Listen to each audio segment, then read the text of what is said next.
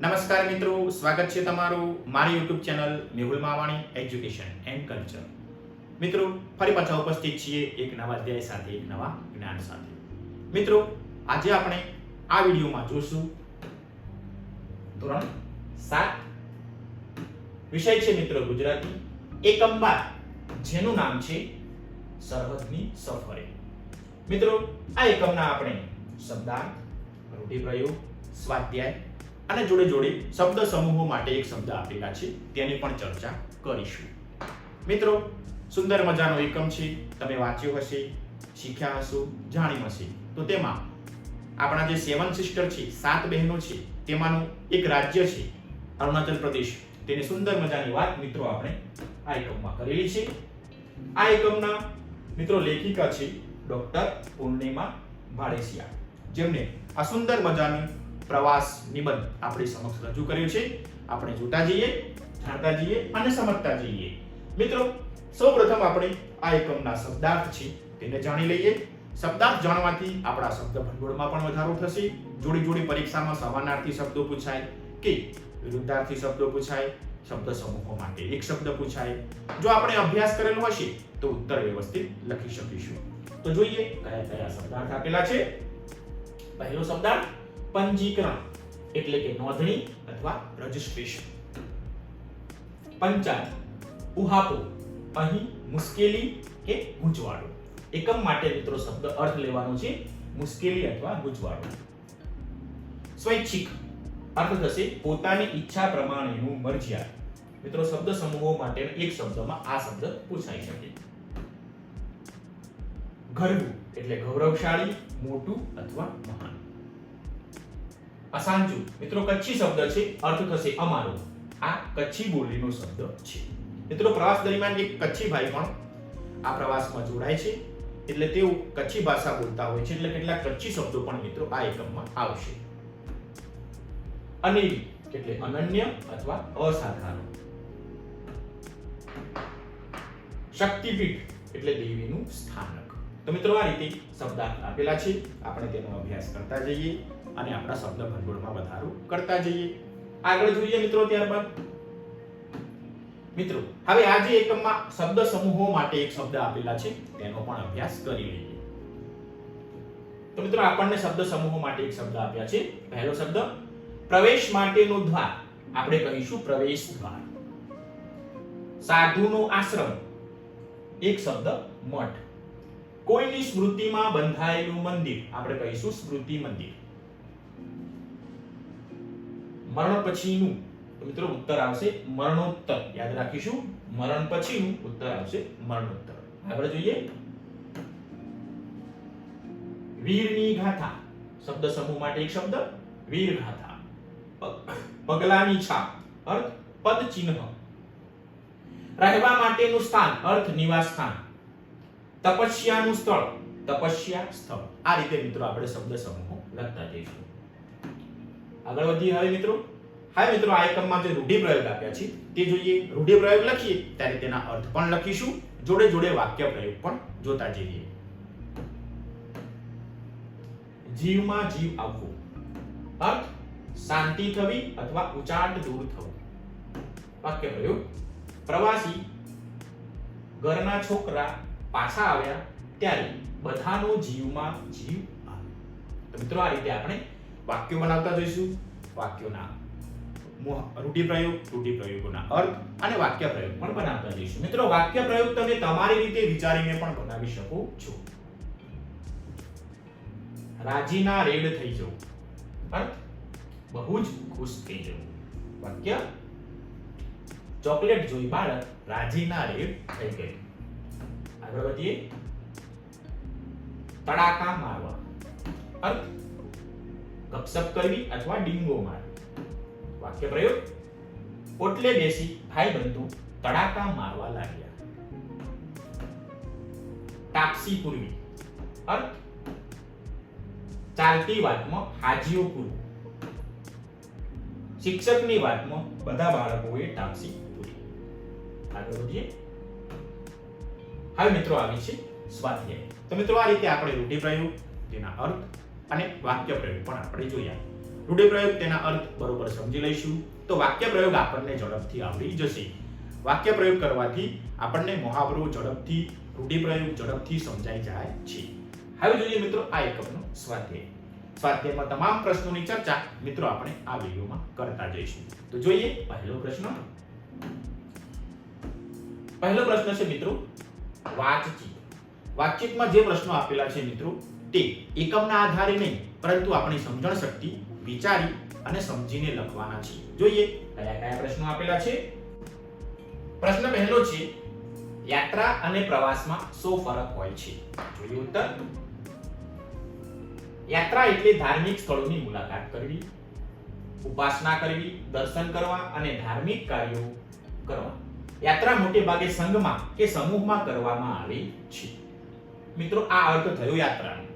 હવે પ્રવાસ કોને કહેવાય? તો પ્રવાસ કોઈ પણ સ્થળે ફરવા જવું. પ્રવાસ દરમિયાન આપણે જે તે સ્થળની માહિતી મેળવીએ છીએ, જાણીએ છીએ અને તે સ્થળને મન ભરીને માણીએ છીએ. તો મિત્રો આ પ્રવાસ અને આ યાત્રામાં આટલો ફરક. આગળ વધીએ. પ્રશ્ન 2. કેટલીક યાત્રાઓ ખૂબ જાણીતી છે, તેના નામ આપો. મિત્રો ઘણી બધી યાત્રાઓ જાણીતી હોય છે, તેમાંથી સારી યાત્રાઓ કઈ તેના નામ આપણે લખવાના છે. તો આપણે કહી શકીએ દાંડી યાત્રા ગાંધી બાપુની જાણીતી છે, રથયાત્રા નીકળે છે. પદયાત્રામાં બધી પદયાત્રાઓ આવી ગઈ જે આપણે ધાર્મિક સ્થળોએ ચાલતા જઈએ છીએ. ભૂદાન યાત્રા કરી હતી તેની પણ વાત છે. તીર્થયાત્રા પણ કરી શકાય. આ વગેરે યાત્રાઓ ખૂબ જાણીતી છે. તો મિત્રો આટલી યાત્રાઓ જાણીતી છે. આ સિવાય કોઈ યાત્રા રહી જતી હોય તો તમે ઉત્તરમાં ઉમેરી શકો છો. દાંડી યાત્રા, રથયાત્રા, પદયાત્રા, ભૂદાન યાત્રા, તીર્થયાત્રા વગેરે. પ્રશ્ન 3. તમે ગુજરાતી ઉપરાંત બીજી કઈ કઈ ભાષાઓના નામ સાંભળ્યા છે. મિત્રો તમે જે ભાષાઓના નામ સાંભળ્યા છે તે તમારે અહીં ઉત્તર સ્વરૂપે લખવાનું છે. તમે મિત્રો ધોરણ 6 માં સામાજિક વિજ્ઞાનમાં પાઠ શીખી ગયા છો વિવિધતામાં એકતા. તો તેમાં મોટા ભાગની ભાષાઓ આવી જાય છે અને તમે ટીવી કે મોબાઈલ જોતા હશો તો તેમાં પણ અલગ અલગ ભાષાઓ તમે સાંભળી હશે. તો ઉત્તર આ સ્વરૂપે લખી શકાય. ગુજરાતી ઉપરાંત હિન્દી, અંગ્રેજી, મરાઠી, પંજાબી, સંસ્કૃત, બંગાળી, મલયાલમ, તમિલ, તેલુગુ વગેરે ભાષાઓના નામ સાંભળ્યા છે. મિત્રો આવડતી ભલે નથી પણ જે ભાષાઓના તમે નામ સાંભળ્યા છે તે ભાષાઓના નામ તમે લખી શકશો. આગળ વધીએ. પ્રશ્ન 4. તમારા વિસ્તારમાં કઈ બોલી બોલાય છે? તમે કઈ કઈ બોલીઓ વિશે જાણો છો? જોઈએ ઉત્તર. મારું ગામ ઉત્તર ગુજરાતમાં આવેલું હોવાથી ઉત્તર ગુજરાતની બોલી બોલાય છે. આ ઉપરાંત કાઠિયાવાડી બોલી, ચરોતરી બોલી, સુરતી બોલી, કચ્છી બોલી, ભીલી બોલી વગેરે બોલીઓ વિશે જાણું છું.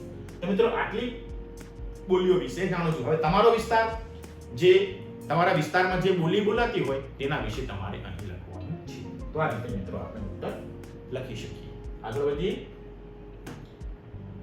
પ્રશ્ન 5. તમારે કોઈ અન્ય ભાષા બોલતી વ્યક્તિ સાથે વ્યવહાર કરવાનો થાય ત્યારે તમે શું કરવું? મિત્રો ધારો કે તમે કોઈ અન્ય ભાષા બોલતી વ્યક્તિ જોડે તમારે વાતચીત કરવી છે, વ્યવહાર કરવો છે, કશું આપલે કરવું છે તો તમે કેવી રીતના કરી શકો? કેમ કે તમે સામેવાળી વ્યક્તિની ભાષા જાણતા નથી. તો મિત્રો તમે તેને કેવી રીતના મદદ કરી શકો, કેવી રીતના વાતચીત કરી શકો તે તમારે ઉત્તર સ્વરૂપે લખવાનું છે. તો આ રીતના ઉત્તર સ્વરૂપે લખી શકાય. મારે કોઈ અન્ય ભાષા બોલતી વ્યક્તિ સાથે વ્યવહાર કરવાનો થાય ત્યારે હું તેમને ઈશારાથી સમજાવવાનો પ્રયાસ કરીશ અથવા બંને કોઈ અન્ય ભાષા જાણતા હશું તો તે ભાષામાં વાતચીત કરીશું. ત્રીજી વ્યક્તિને દુભાષિયા તરીકે રાખીને પણ વાતચીત કરવા પ્રયત્ન કરીશ. તો મિત્રો અહીં 3 વસ્તુ આપણને આપેલી છે. એક, આપણે તેને ઈશારા દ્વારા સમજાવી શકીએ. 2, હું અને સામેવાળી વ્યક્તિ કોઈ ત્રીજી અન્ય ભાષા જાણતા હોય તો તે ભાષામાં વાતચીત કરી શકાય. જેમ કે સાઉથનો, દક્ષિણના કોઈ વ્યક્તિ આપણી જોડે આવી જાય, આપણે ગુજરાતી બોલતા હોઈએ, તે તેલુગુ બોલતા હોય, પરંતુ બંનેને હિન્દી તો આવડતી હોય તો હિન્દી ભાષામાં વાતચીત કરી શકાય. અથવા દુભાષી એટલે કે એની ભાષા પણ જાણતો હોય અને આપણી ભાષા પણ જાણતો હોય તેવા વ્યક્તિને વચ્ચે રાખીને આપણે વાતચીત કરી શકીએ. તો આ રીતના મિત્રો આપણે તેની જોડે વ્યવહાર કરી શકીએ. આગળ વધીએ. પ્રશ્ન 6 છે મિત્રો, શહીદ કોને કહેવાય? જોઈએ અર્થ. શહીદ મૂળ અરબી ભાષાનો શબ્દ છે જેનો અર્થ સાક્ષી આપનાર એવું થાય છે. વર્તમાનમાં દેશ માટે જીવન અર્પણ કરનાર માટે શહીદ શબ્દ વપરાય છે. તો મિત્રો આ રીતે આપણને બંને શહીદ શબ્દના અર્થ આપેલા છે. મૂળ અર્થ થશે સાક્ષી આપનાર અને વર્તમાન સમયમાં દેશ માટે જીવન અર્પણ કરનાર, આપણા દેશના જે સપૂતો છે એના માટે પણ આપણે શહીદ શબ્દ વાપરીએ છીએ. તો આ રીતના મિત્રો શહીદ કોને કહેવાય તેનો અર્થ લખી શકીએ. હવે આગળ વધીએ. ત્યારબાદ મિત્રો હવે આવે છે પ્રશ્ન નંબર 2, જેને આપણને સૂચના આપી છે નીચે આપેલા વાક્યોનો ભાવ ધરાવતું વાક્ય વિકલ્પમાંથી શોધીને લખો. પહેલું વાક્ય જોઈએ, સરવણજીની કોઠાસૂઝ જેવી તેવી નથી. આપણને 3 વિકલ્પો આપ્યા છે. અ, સરવણજીની બુદ્ધિ સાધારણ છે. બ, સરવણજીની હૈયા ઉકેલાત ગણિત સારી છે. અને ક, સરવણજીની રહેણી કહેણી જોરદાર છે. તો મિત્રો ઉત્તર આવશે બ, સરવણજીની હૈયા ઉકેલાત સારી છે. ઉપર જે વાક્ય આપ્યું છે તેનો અર્થ ભાવ ધરાવતું વાક્ય બ આવશે. તો પહેલાનો ઉત્તર બ. બીજું જોઈએ, સરવણજી જરા મોડા પડ્યા છે. અ, બ અને ક વિકલ્પો આપેલા છે. જોઈએ અ, સરવણજી થોડા વહેલા પહોંચ્યા છે. બ, સરવણજીને પહોંચવામાં ઘણું જ મોડું થઈ ગયું છે. અને ક, સરવણજી સમય પછી તરત પહોંચ્યા છે. તો મિત્રો ઉત્તર આવશે સરવણજી સમય પછી તરત જ પહોંચ્યા છે. તો બીજાનો ઉત્તર આવશે ક. વાક્યનો ભાવ ધરાવતું વાક્ય હા થશે. આગળ વધીએ. હવે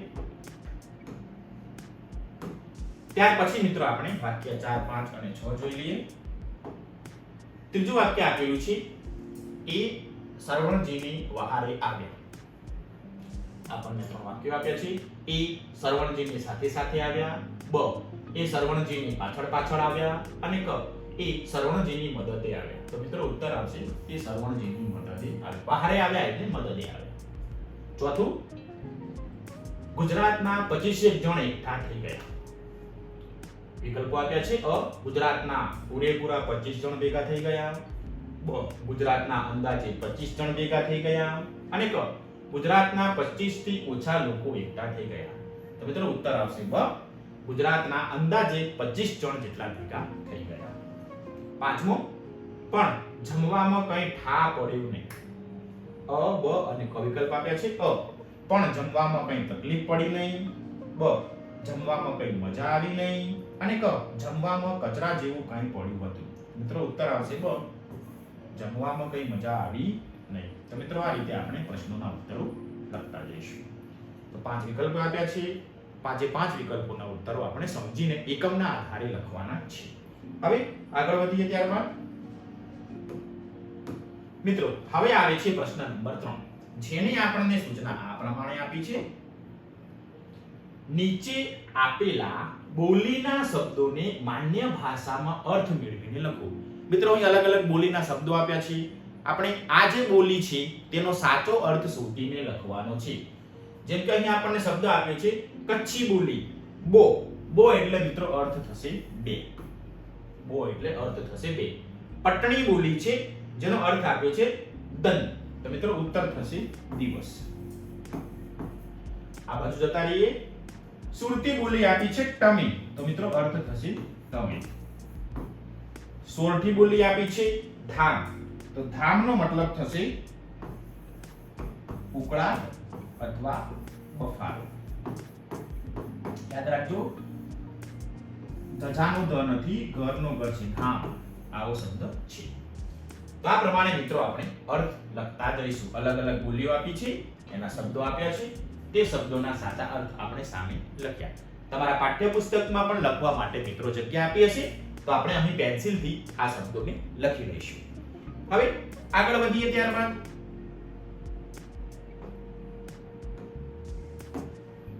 હવે જોઈએ મિત્રો પ્રશ્ન નંબર 4, જેની આપણને સૂચના આ પ્રમાણે આપી છે, આપેલા ઉદાહરણ જેવા બીજા શબ્દો લખો અને વાક્ય પ્રયોગ કરો. તો મિત્રો અહીં આપણે શબ્દો લખવાના છે અને વાક્ય પ્રયોગ કરવાના છે. યાત્રા, તો યાત્રાળુ શબ્દ બને. હવે શ્રદ્ધા, તો તેની ઉપરથી શબ્દ બનશે શ્રદ્ધાળુ. માયા, તો શબ્દ બનશે માયાળુ. તો મિત્રો આ રીતે આપણે શબ્દો બનાવતા જવાના છીએ. હવે મિત્રો આપણને આ બાજુ 3 ખાલી જગ્યાઓ આપેલી છે. ત્રણેય ખાલી જગ્યાઓમાં મિત્રો આપણે પાછળ ઓળું આવે તેવા શબ્દો બનાવવાના છે. તો જોતા જઈએ. દયા, તેની ઉપરથી શબ્દ બનશે દયાળુ. કૃપા, તો તેની ઉપરથી શબ્દ બનશે કૃપાળુ. મિત્રો તમને કોઈ હવે નવો શબ્દ બનતો હોય તો તમારે તે અહીં નોંધવાનો છે. હવે મિત્રો પાછું આપણને બીજું પણ કામ આપી છે, વાક્ય પ્રયોગ કરો. તો મિત્રો આપેલા શબ્દોનો આપણે વાક્ય પ્રયોગ કરવાનો છે. જેમ કે પહેલો શબ્દ છે યાત્રાળુ. યાત્રાળુ વિરામ કરી રહ્યા છીએ. આ રીતના મિત્રો આપણે વાક્ય બનાવતા જઈશું. બીજું શ્રદ્ધાળુ. મંદિરમાં શ્રદ્ધાળુની ભીડ હતી. ત્રીજું વાક્ય જોતા જઈએ. માયાળુ. ગાય ઘણી માયાળુ હતી. દયાળુ અને કૃપાળુ. ચોથું વાક્ય આ પ્રમાણે બનીશું. ભગવાન ઘણા દયાળુ છે. 5 માતાજી કૃપાળુ છે. તો આ રીતે આપણે 5 શબ્દોના વાક્યો બનાવ્યા. આ તમારી જાતે પણ મિત્રો તમે વાક્યો સમજીને બનાવી શકો છો. સૌપ્રથમ ઉદાહરણ પ્રમાણે આપણે શબ્દો લખીશું અને ત્યારબાદ આ રીતના આપણે 5 વાક્યો બનાવીશું. તમારા પાઠ્યપુસ્તકમાં લખવા માટે પણ મિત્રો જગ્યા આપેલી છે, તો તેમાં લેખન કાર્ય કરી લઈશું. હવે આગળ વધીએ. 5મો પ્રશ્ન જોઈએ. પ્રશ્ન 5 મિત્રો આપણને આ પ્રમાણે આપેલો છે. આપેલા શબ્દો જેવા જ બીજા શબ્દો મેળવીને લખો અને વાક્ય પ્રયોગ કરો. મિત્રો અહીં આપણને 6 શબ્દો આપેલા છે. સૌપ્રથમ આપણને ઉદાહરણ આપેલું છે, તેને સમજી લઈએ. તો ધર્મ શબ્દ ઉપરથી મિત્રો ધાર્મિક શબ્દ બનાવ્યો. હવે આપણો વારો. અર્થ ઉપરથી આપણે આર્થિક શબ્દ બનાવી શકીએ. ઉદાહરણ પ્રમાણે શરીર ઉપરથી આપણે શારીરિક શબ્દ બનાવી શકીએ. પ્રકૃતિ ઉપરથી મિત્રો આપણે પ્રાકૃતિક શબ્દ બનાવી શકીએ. સામાજિક શબ્દ આપ્યો છે, આગળનો આપણો સાચો અર્થ લખવાનો છે સમાજ. આ મિત્રો એક શબ્દ રહી ગયો છે, તો આપણે નગર શબ્દ ઉમેરીશું અને શબ્દ બનાવીશું નાગરિક. તો મિત્રો આ રીતે આપણે 6 શબ્દો ઉદાહરણ પ્રમાણે બનાવી દીધા. હવે મિત્રો આ 6 શબ્દોનો આપણે વાક્ય પ્રયોગ પણ કરવાનું છે. વાક્ય પ્રયોગ તમે તમારી રીતે વિચારીને પણ કરી શકો છો. તો પહેલો શબ્દ છે ધાર્મિક. ધાર્મિક શબ્દનું આપણે વાક્ય બનાવીએ.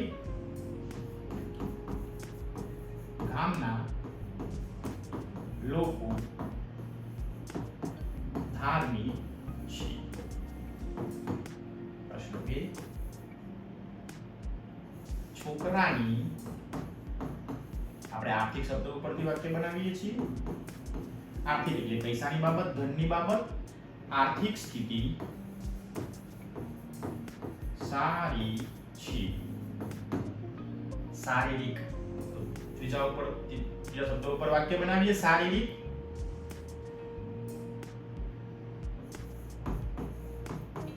છોકરાનો શારીરિક દેખાવ સારો હતો. હવે આગળ વધીએ. પ્રકૃતિ ઉપર પ્રાકૃતિક ઉપરથી શબ્દ બનાવીએ આપણે. ચોથું વાક્ય પ્રાકૃતિક તત્વોનું રક્ષણ કરવું જોઈએ. છે સામાજિક, ગામમાં સામાજિક પ્રસંગ હતો. અને છઠ્ઠું નાગરિક, ભારતના નાગરિકો ખૂબ સારા છે. આવું વાક્ય આપણે બનાવી શકીએ. તો મિત્રો આ રીતે આપણે 6 શબ્દોના 6 અલગ અલગ વાક્યો બનાવ્યા. આમ તમે પણ આપેલા વાક્યોનો અર્થ અને તેના વાક્યો બનાવી શકશો. ઉદાહરણ પ્રમાણે મિત્રો આપણે વાક્યોને શબ્દોને સૌપ્રથમ બનાવવાના છે. ધર્મ ઉપરથી ધાર્મિક, અર્થ ઉપરથી આર્થિક, શરીર ઉપરથી શારીરિક, પ્રકૃતિ ઉપરથી પ્રાકૃતિક, સમાજ ઉપરથી સામાજિક ને નગર ઉપરથી નાગરિક. આપણે 9 શબ્દ બનાવ્યું. અહીં તમે 9 શબ્દ મૂકીને પણ શબ્દ બનાવી શકશો અને નીચે તમને વાક્યો આપેલા છે. આગળ વધીએ ત્યારબાદ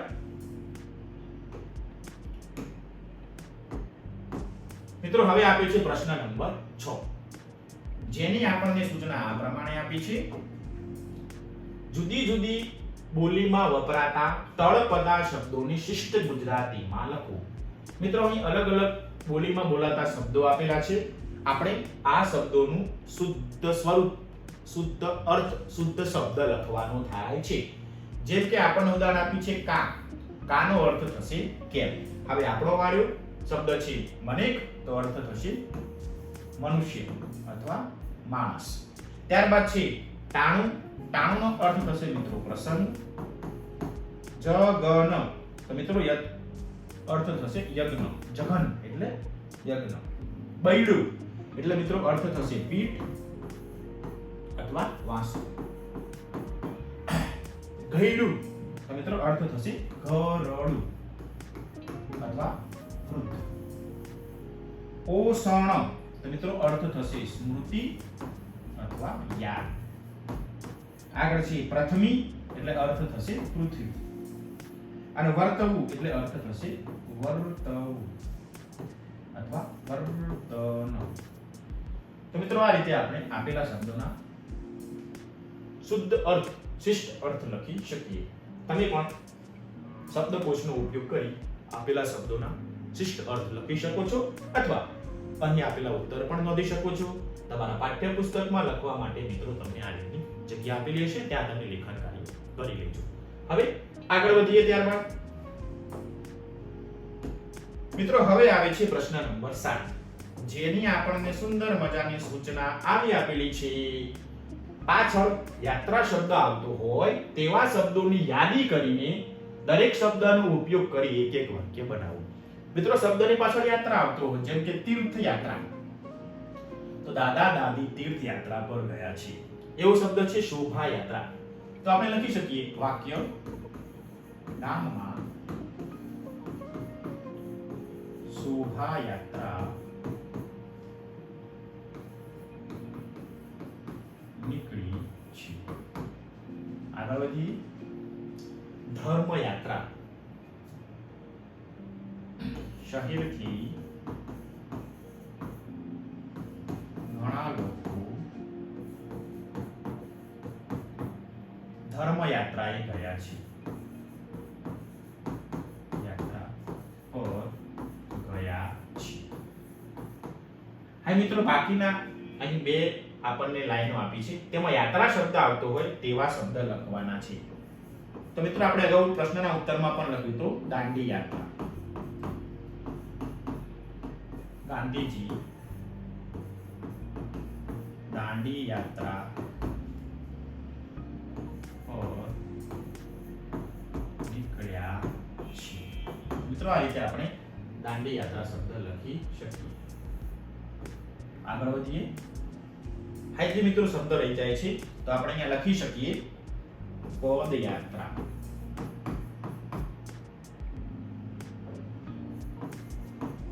ભાદરવી પૂનમી યાત્રાળુ અંબાજી પદયાત્રા એ જાય છે. મિત્રો બધા શબ્દો યાત્રા યાત્રા ઉપર આવ્યા અને આપણે તેના વાક્યો બનાવ્યા. હજી મિત્રો અહીં રથયાત્રા શબ્દ પણ આવશે, તેની ઉપરથી પણ આપણે વાક્ય બનાવી શકીએ. ભૂદાન યાત્રા પણ આવશે. આમ અલગ અલગ યાત્રા શબ્દ આવે છે અને તેની ઉપરથી આપણે અર્થસભર વાક્યો બનાવી શકીએ. વાક્યો મિત્રો તમે તમારી રીતે વિચારીને પણ બનાવી શકો છો. મિત્રો આ ઉત્તરો લખવા માટે તમારા પાઠ્યપુસ્તકમાં તમને જગ્યા પણ આપેલી હશે, તો આપણે ત્યાં લેખન કાર્ય કરી લઈશું. આગળ વધીએ. હવે મિત્રો આવે છે પ્રશ્ન નંબર 8, જેની આપણને સૂચના આ પ્રમાણે આપેલી છે. નીચેના વાક્યોમાંના રેખાંકિત શબ્દનો ઉપયોગ કરી બીજું એક વાક્ય લખો. મિત્રો અહીં આપણને 5 વાક્યો આપેલા છે. આ પાંચેય વાક્યોમાં એક શબ્દ નીચે રેખાંકિત કરેલું છે. જેમ કે પહેલા વાક્યમાં વિશે શબ્દ, બીજામાં પર, ત્રીજા વાક્યમાં સુધી, ચોથા વાક્યમાં તરફ અને પાંચમા વાક્યમાં દ્વારા. તો મિત્રો હવે આ પાંચેય વાક્યોનો ઉપયોગ કરી, શબ્દનો ઉપયોગ કરી આપણે નવા વાક્યો બનાવવાના છે. તો જોતા જઈએ ઉત્તર કેવી રીતના લખતા જઈશું. મિત્રો વાક્યો તમે તમારી રીતે વિચારીને પણ બનાવી શકો છો. અહીં જે આપણે ઉત્તર લખી રહ્યા છીએ તે માત્ર નમૂનારૂપ છે. તો પહેલો પ્રશ્ન, કાલની આ જાત્રા વિશે તો કંઈક વાત કરો વિશે. તો મિત્રો આપણે એ શબ્દો ઉપરથી નવું વાક્ય બનાવી શકીએ કે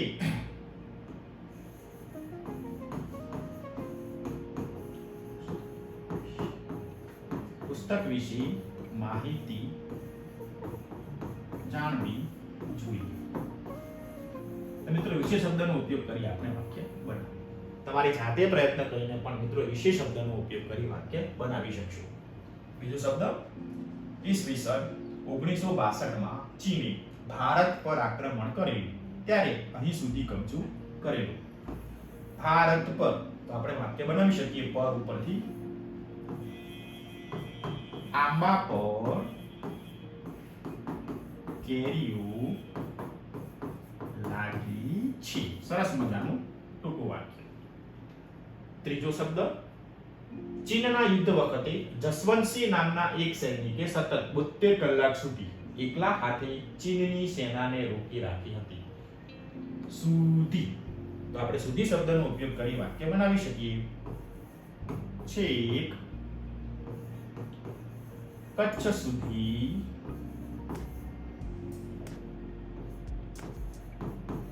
પાકિસ્તાનની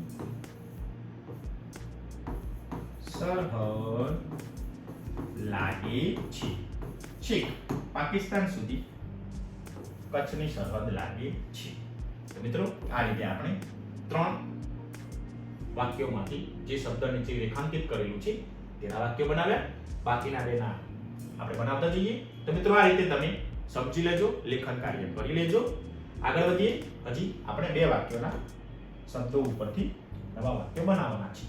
4, છેલ્લી શુભરાત્રી કહેતા પોતપોતાના નિવાસસ્થાન તરફ ચાલ્યા. તો મિત્રો ફરીથી પાછા આપણે તરફ શબ્દો ઉપરથી વાક્ય બનાવીએ. નદી તરફ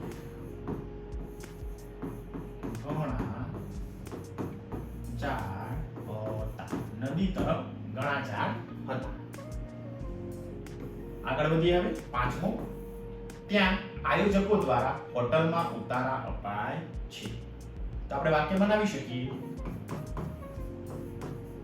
ગામ લોકો દ્વારા કચરાની સફાઈ થઈ. તો મિત્રો આ રીતે આપણે સુંદર વાક્ય બનાવી શકીએ છીએ. ગામ લોકો દ્વારા કચરાની સફાઈ થઈ. તો મિત્રો આ રીતે આપણે આપેલા શબ્દો ઉપરથી વાક્યો બનાવતા જઈશું. વાક્ય મિત્રો તમે તમારી રીતે વિચારીને પણ બનાવી શકો છો. અહીં જે આપણે ઉત્તર લખ્યા છે તે માત્ર સમજણ પૂરતા અને નમૂનારૂપ છે. આગળ વધીએ. હવે જોઈએ મિત્રો પ્રશ્ન નંબર 9. પ્રશ્ન 9 ની મિત્રો આપણને સૂચના આ પ્રમાણે આપેલી છે. આ એકમમાં ગુજરાતની જુદી જુદી વાનગીઓના નામ આપ્યા છે. કોઈ 3 વાનગી વિશે ઓછામાં ઓછા 2 વાક્યો લખો. મિત્રો તમે એકમ જોયો હશે તો સાંજે પેલા કચ્છીભાઈને જમવાની મજા આવતી નથી. તો જે પેલા ગુજરાતી લોકો 25 જણા ભેગા થયા છે તેઓ પોતપોતાના ઘરેથી જે નાસ્તો લાવ્યા હતા તે નાસ્તો બધા આગળ ખુલ્લું મૂકી દે છે. તો નાસ્તામાં જે પ્રદેશમાંથી જે વ્યક્તિઓ આવ્યા હતા તે પ્રદેશના અલગ અલગ નાસ્તા તેઓ લાવ્યા હતા. તો તમે તે વાનગીના નામ એકમમાં શીખ્યા હશો, જાણ્યા હશો. તો એ એકમમાંથી કોઈ પણ 3 વાનગીના નામ તમારે અહીં લખવાના છે અને તે વાનગી વિશે 2-3 વાક્યો લખવાના છે. તો આપણે જોતા જઈએ. તો મિત્રો સૌપ્રથમ આપણે લઈશું ગુજરાતના જાણીતા થેપલા. હવે થેપલા વિશે આપણે 2 વાક્યો લખીએ. તો લખી શકીએ કે ઘઉં અને બાજરીમાંથી બને. ઘઉં અને બાજરી માંથી બને છે. બીજું વાક્ય મિત્રો આપણે એવું લખી શકીએ કે તે ને શેકવામાં આવે છે. તેલ સાથે આપણે તેને શેકીએ છીએ. તો આ થેપલા વિશેની વાત આપણે આ રીતના લખી શકીએ. 2 જ વાક્યો લખવાના છે માટે. આગળ વધીએ. હવે મિત્રો આગળનો વાત છે ગાંઠિયા. ભાવનગરના ગાંઠિયા. તેના 2 વાક્યો લખી શકીએ. તો મિત્રો કહી શકીએ આપણે ચણાના લોટમાંથી બને છે. ગાંઠિયા શેમાંથી બનશે? કે ભાઈ ચણાના લોટમાંથી. બીજું વાક્ય મિત્રો આપણે એવું લખી શકીએ તેને તેલમાં તળવામાં આવે છે. આપણે લખતા જઈશું. થેપલા પત્યા, ગાંઠિયા પત્યા. હવે મિત્રો એકમમાં તો ઘણી બધી વાનગીઓ આપેલી છે, આપણે ખાલી 3 જ લખવાની છે. તો ત્રીજો શબ્દ છે દેવડા. તો મિત્રો દેવડા વિશે આપણે લખી શકીએ. દેવડા ઘી અને મેંદામાંથી બનાવવામાં આવે છે. મેંદો અને ઘી. આપણે તેને ચાસણીમાં બોળવામાં આવે છે.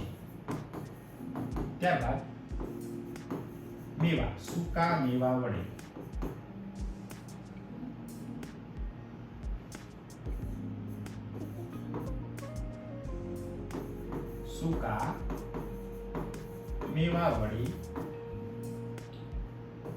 ડેકોરેશન કરાયો છે. તો મિત્રો આ રીતે દેવડા, ગાંઠિયા અને થેપલા આ ત્રણેય વિશે આપણે લખ્યું. એકમમાં બીજી ઘણી બધી વાનગીઓ આપેલી છે. તમે તેનો અભ્યાસ કરી તમને જે ગમતી હોય તે વાનગી વિશે તમે 2 વાક્યો લખી શકો છો. તો આ રીતના તમારા પાઠ્યપુસ્તકમાં લખવા માટે પણ જગ્યા આપેલી છે. તેમાં પણ તમે લેખન કાર્ય કરી લેજો. હવે આગળ વધીએ. નવો પ્રશ્ન જોઈએ. મિત્રો હવે છે પ્રશ્ન નંબર 10. પ્રશ્નોના ઉત્તર લખો. અહીં જે પ્રશ્નો પૂછેલા છે તે આપણે એકમના આધારે આપવાના છે. તો જોતા જઈએ. પ્રશ્ન પહેલો આપ્યો છે જ્યાં જ્યાં વસે એક ગુજરાતી ત્યાં ત્યાં સદાકાળ ગુજરાત. પંક્તિનો અર્થ સમજાવો. નર્મદની પ્રખ્યાત પંક્તિ જોઈએ અર્થ. આ પંક્તિનો અર્થ થાય ગુજરાતી જ્યાં વસે છે ત્યાં જે તે પ્રજા સાથે ભળી જાય છે, સદવ્યવહારથી સમગ્ર ગુજરાતની વિશેષતાનો પરિચય કરાવે છે, ત્યાં સમગ્ર ગુજરાતનું ગુજરાતી અસ્મિતાનું પ્રતિનિધિત્વ કરે છે, તેના વાણી, વ્યવહાર અને વર્તન દ્વારા ગુજરાતનું ગૌરવ પ્રગટ થાય છે. માટે આપણે કહી શકીએ કે જ્યાં જ્યાં વસે ગુજરાતી ત્યાં ત્યાં સદાકાળ ગુજરાત. તો મિત્રો આ પંક્તિનો અર્થ આપણે આવો કરી શકીએ. આગળ વધીએ. પ્રશ્ન 2. ગુવાહાટી શહેર વિશે 2-3 વાક્યો લખો. અસમ છે તેમાં આવેલું ગુવાહાટી શહેર છે તેના વિશે આપણે 2-3 વાક્યો લખવાના છે. તો જોઈએ ઉત્તર. ગુવાહાટી શહેર અસમ રાજ્યનું સૌથી મોટું શહેર છે. તે ઈશાન ભારતનું પ્રવેશદ્વાર ગણાય છે. તે બ્રહ્મપુત્ર નદીના કિનારે આવેલું છે. ગુવાહાટીમાં કાઝીરંગા નેશનલ પાર્ક આવેલો છે જેમાં એક શિંગડાવાળા ગેંડા જોવા મળે છે. અહીં કામાખ્યા દેવીનું વિશ્વવિખ્યાત મંદિર આવેલું છે? તો મિત્રો આ રીતે આપણે ગુવાહાટી વિશે એકમના આધારે પણ લખી શકીએ. આ સિવાય ગૂગલ કે અન્ય સ્ત્રોતનો ઉપયોગ કરી આપણે ઉત્તર લખી શકીએ. આગળ વધીએ ત્યારબાદ પ્રશ્ન 3, જસવંતગઢની વાતને અનેરી કેમ કહી હશે? જોઈએ ઉત્તર. 1962 ના ચીન યુદ્ધ વખતે જસવંતસિંહ નામના એક સૈનિકે સતત 72 કલાક સુધી એકલા હાથી ચીની સેનાને રોકી રાખી હતી. આ વીરગાથા આજે પણ ઘરે ઘરે ગવાય છે. તેમનું સ્મૃતિ મંદિર પણ બનાવવામાં આવ્યું છે. એના કારણે અહીં અનેક યાત્રીઓ આવે છે. તેથી જસવંતગઢની વાત અનેરી છે. તો મિત્રો આ રીતે આપણે આ પ્રશ્નનો ઉત્તર લખી શકીએ. પ્રશ્ન 4, આ યાત્રામાં દૂર દૂરથી શ્રદ્ધાળુઓ કેમ આવતા હશે?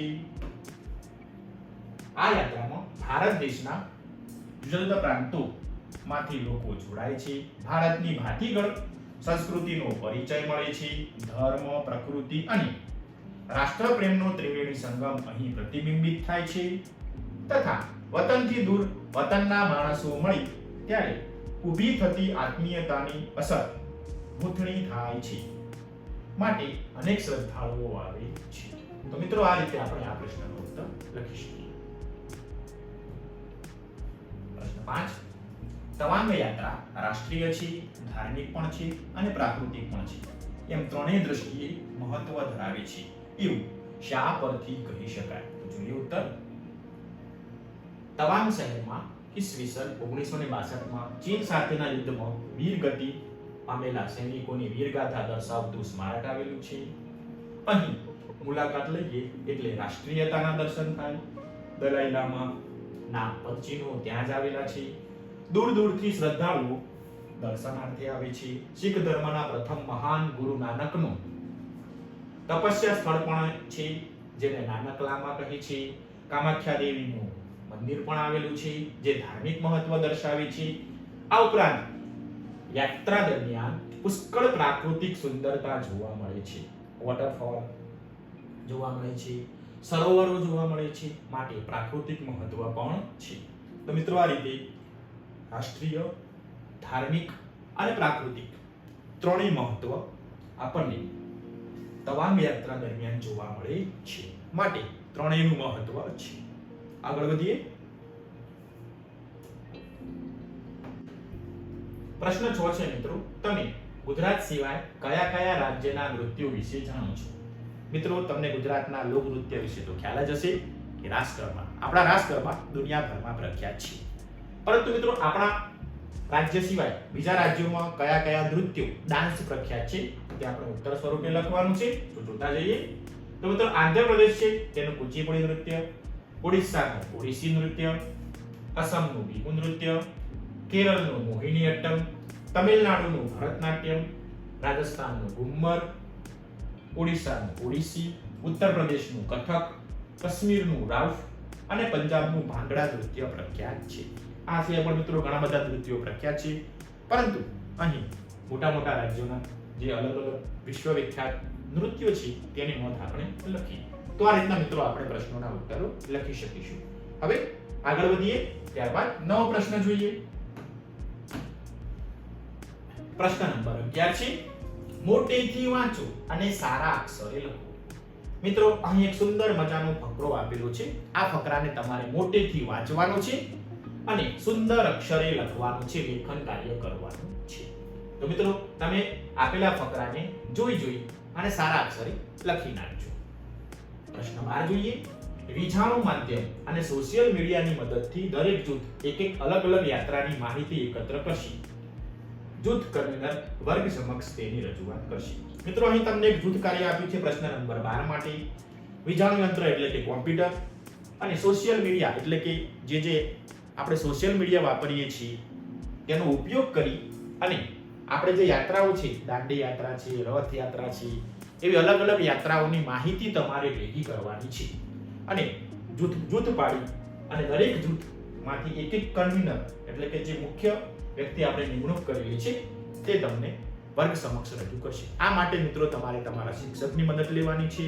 સૌપ્રથમ જૂથમાં વહેંચાઈ જવાનું છે અને અલગ અલગ યાત્રાઓ વિશે માહિતી ભેગી કરવાની છે. તો મિત્રો આ રીતે આપણે 1 થી 12 પ્રશ્નો અહીં વ્યવસ્થિત વિગતે જોયા. આશા રાખું છું કે મિત્રો આપણને આ એકમના તમામ સ્વાધ્યાયના પ્રશ્નો, શબ્દાર્થ, રૂઢિપ્રયોગ અને શબ્દ સમૂહો માટેના એક શબ્દો વ્યવસ્થિત સમજાઈ ગયા હશે અને તમને આ વિડીયો ગમ્યો હશે. જો મિત્રો તમને આ વિડીયો ગમ્યો હોય તો પ્લીઝ મિત્રો વિડીયોને શેર, લાઈક અને સબસ્ક્રાઇબ કરવાનું ચૂકશો નહીં. તમારો ખૂબ ખૂબ આભાર.